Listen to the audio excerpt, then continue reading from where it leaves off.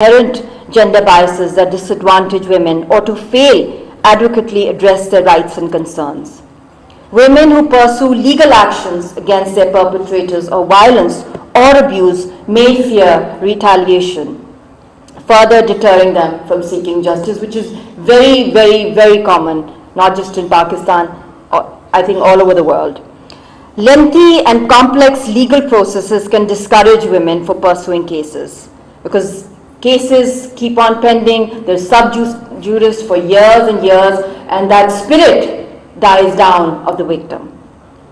Insufficient availability of shelters, counseling, and legal aid services for women survivors of violence can impede their access to justice.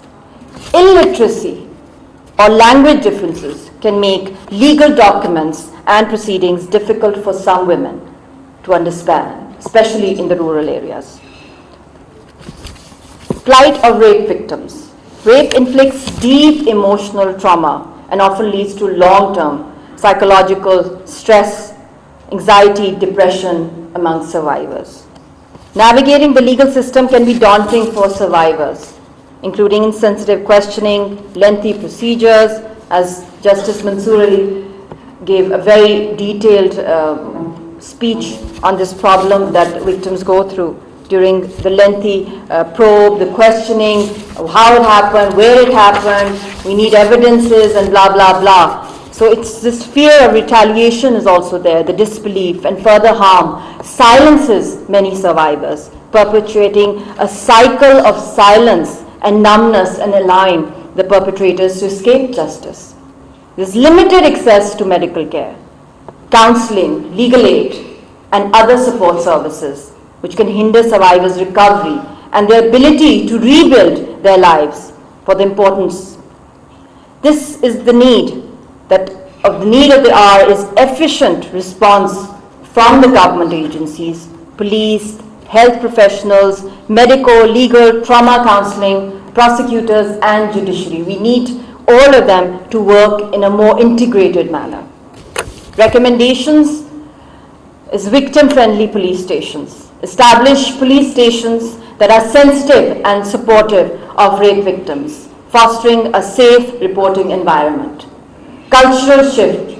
Transform the overall police culture to be more inclusive and gender sensitive, ensuring equal opportunities for women officers. Rape helpline. Introduce a dedicated rape helpline operational 24/7 to provide immediate assistance to victims. Public awareness campaigns. This is also very, very important. To launch public awareness campaigns through the media involving government bodies like PAMRA and PTA to educate and sensitize the public about women's rights. The PAMRA laws approves 20% time for public services message, and that can easily be allotted for such campaigns. Training programs. Provide training for female judges and lawyers, promoting their increased representation and expertise in the judicial system. Trauma counseling. Offer trauma counseling services for survivors of gender-based violence, ensuring their well-being through legal proceedings. Sensitization efforts. Conduct regular sensitization programs within law enforcement agencies and the wider society to address gender biases and stereotypes.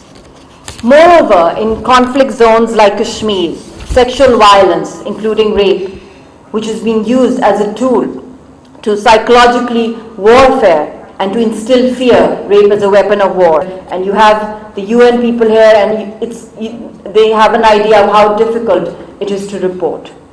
So I think justice for all, especially for the most vulnerable women and children of the world, I think it's very important that we speak up for them, because there's complete immunity against the Indian forces, and they don't get justice because it is the rapist. I mean, they have to go and complain to the rapist or to the army camps and to the police stations of the state. So it's almost impossible to get any form of justice or accountability against the rapist.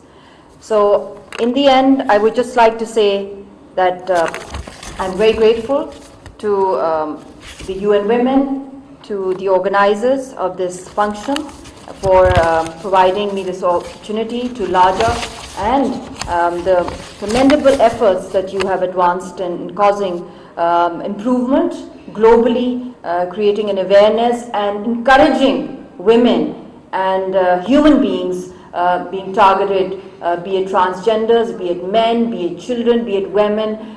Gender-based violence is something which is, I think this is something where we need to do far more than what we are doing right now, that our future generations feel safe and are not being targeted, traumatized or marginalized because of their gender.